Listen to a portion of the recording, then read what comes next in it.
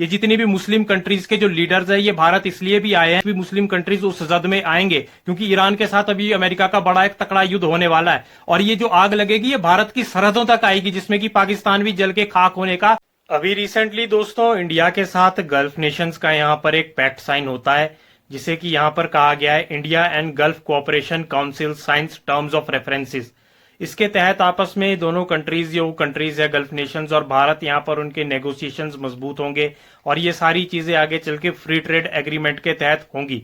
इसमें आप यह चीज देखिए कि ट्रेड और इन्वेस्टमेंट आपस में दोनों देशों का बढ़ेगा, ना केवल ये बल्कि आपस में टाइज भी इन दो रीजन्स के बीच में बहुत ज्यादा मजबूत होते हुए हमारे को आने वाले समय में यहाँ पर दिखाई दे रहे हैं। इसमें जो आपकी जीसीसी कंट्रीज है जैसे कि आपका सऊदी अरेबिया है, यूएई है, कुवैत है, ओमान है, बहरेन है, ये सारी कंट्रीज जीसीसी इसके तहत आपके आती है। न केवल ये बल्कि 10 मिलियन पीपल्स जो भारत के हैं, लगभग 1 करोड़ की आबादी, ये सारे गल्फ नेशंस में वहां पर रहते हैं और काम करते हैं जितने भी जीसीसी आपका कंप्राइजेस कंट्रीज जिसकी मैंने अभी आपसे रिसेंटली बात की है। और यहाँ पर भारत का रोल यह भी देखने वाला है कि भारत जो है वर्ल्ड का मेजर फूड एक्सपोर्टर है। यहाँ पर जो हमारा भी इसके साथ जीसीसी कंट्रीज के साथ ये ट्रेड होगा इसमें भारत इनको ये चीजें भी प्रोवाइड करेगा आने वाले समय में। और यदि यहाँ पर जीसीसी कंट्रीज की बात की जाए तो वह की एक्सपोर्टर्स है ऑयल एंड गैस के। वही हम देखते हैं पूर्व में हमारे इन कंट्रीज के साथ पहले भी एग्रीमेंट साइन हुए हैं,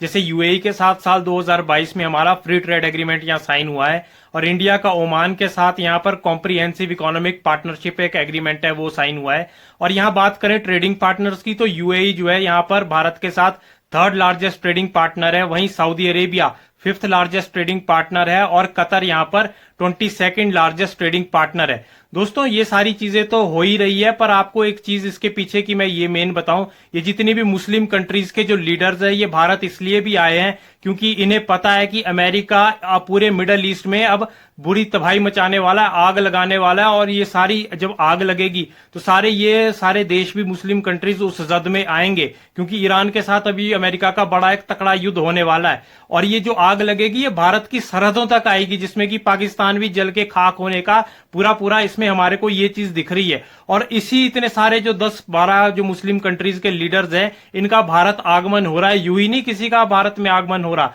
और ये कहीं ना कहीं अमेरिका के साथ भी अलाइंस है किसी ना किसी चीजों को लेकर के। मेन चीज तो यहां पर यही है दोस्तों। और कहीं ना कहीं ये जो मुस्लिम कंट्रीज है ये भारत से अब रिलीफ चाह रही है कि भाई किसी ना किसी तरह से ईरान और अमेरिका का युद्ध रुकवाए। कहीं ना कहीं मुस्लिम कंट्रीज को भी ये है कि जो भारत की अभी प्रेजेंट लीडरशिप है ये कहीं ना कहीं इस चीज को रुकवाएंगी, नहीं तो इनको पता है अगर ये चीज हुई तो बहुत ज्यादा बर्बादी होने वाली है मुस्लिम कंट्रीज में। तो यहां पर भारत भी अब पूरी दुनिया में एक अच्छी लीडरशिप रोल के लिए तैयार हो चुका है दोस्तों।